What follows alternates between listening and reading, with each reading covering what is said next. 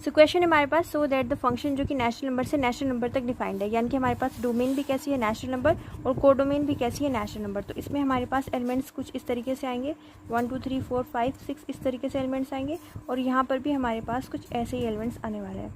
अब हमारे पास क्या गिवन है कि F1 is equal to F2 is equal to 1, यानी कि जो 1 की इमेज है वो क्या है हमारे पास 1 है। तो यहाँ पर हम क्या कहेंगे कि 1 की इमेज हो जाएगी 1। F2 इज इक्वल टू 1, यानी कि अगर हम फंक्शन में 2 पुट करेंगे तो आंसर क्या आएगा 1। तो यानी कि 2 की भी इमेज क्या हो गई हमारे पास 1 हो गई, because F1 is equal to F2 is equal to 1। तो यहाँ पे हम देख सकते हैं कि दो डिफरेंट एलिमेंट्स की एक इमेज आ रही है, यानी कि ये 1 1 तो नहीं होगा। तो ये 1 1 हमारे पास नहीं है। अब हमें देखना है कि क्या ये ऑन2 है। तो f(x) क्या है हमारे पास, f(x) है x माइनस 1 जब हमारे पास x ग्रेटर देन 2 है, यानी कि अगर x ग्रेटर देन 2 है हमारे डोमेन में तो उसके लिए फंक्शन क्या होगा x माइनस 1 होगा। यानी कि अगर हम निकाले 3 के लिए तो 3 के लिए क्या आएगा f3 is equal to 3 minus 1 यानी कि 2। 3 की मैपिंग किसके साथ में होगी 2 के साथ में। अगर हम निकाले f4 तो f4 की वैल्यू क्या आएगी 4 माइनस 1 यानी कि 3।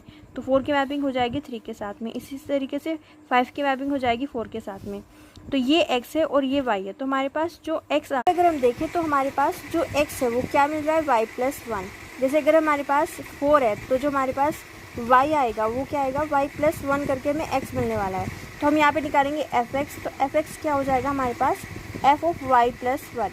तो फंक्शन क्या है x माइनस 1 है, तो यहाँ पे हम लिखेंगे x माइनस 1 की जगह पे x की जगह पे y प्लस 1, तो y प्लस 1 माइनस 1 यानी कि यहाँ से क्या आएगा y।